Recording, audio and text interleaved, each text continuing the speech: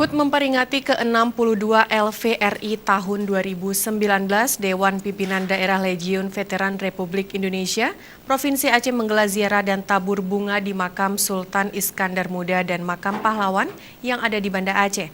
Kegiatan ini diikuti oleh seluruh anggota perwakilan LVRI Provinsi Banda Aceh, TNI, dan PNS.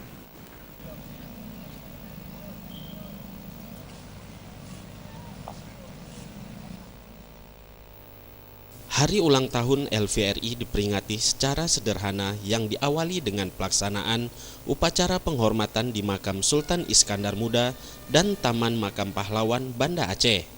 Selanjutnya, peletakan karangan bunga di Tugu Taman Makam Pahlawan oleh Inspektur Upacara Sahrial A selaku Kabag Rekring Kodam Iskandar Muda.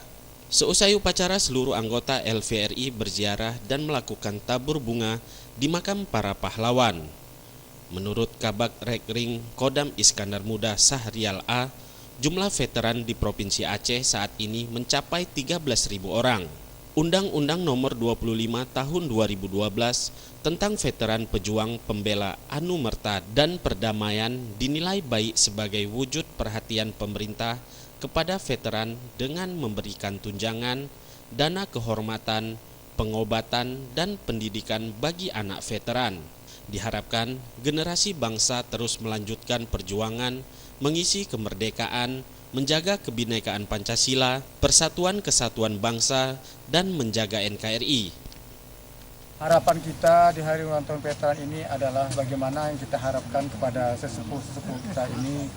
Paling tidak kita bisa mengikuti jejak beliau para pahlawan yang telah membesarkan nama Indonesia ini, yang telah membesarkan nama Aceh ini, sehingga bagi kami yang sebagai penerusnya akan selalu mengingat dan melaksanakan petua-petua daripada beliau. Setelah mengadakan ziarah ke Taman Makam Pahlawan Banda Aceh dan makam Sultan Iskandar Muda, para veteran yang tergabung dalam Dewan Pimpinan Daerah Legiun Veteran Republik Indonesia atau DPD LVRI Provinsi Aceh memperingati HUT ke-69 LVRI di Balai Teku Umar Kodam Iskandar Muda Banda Aceh. Acara tersebut turut dihadiri Pangdam Iskandar Muda Maijen TNI Teguh Arif Indrat Moko. Tim Liputan Aceh TV.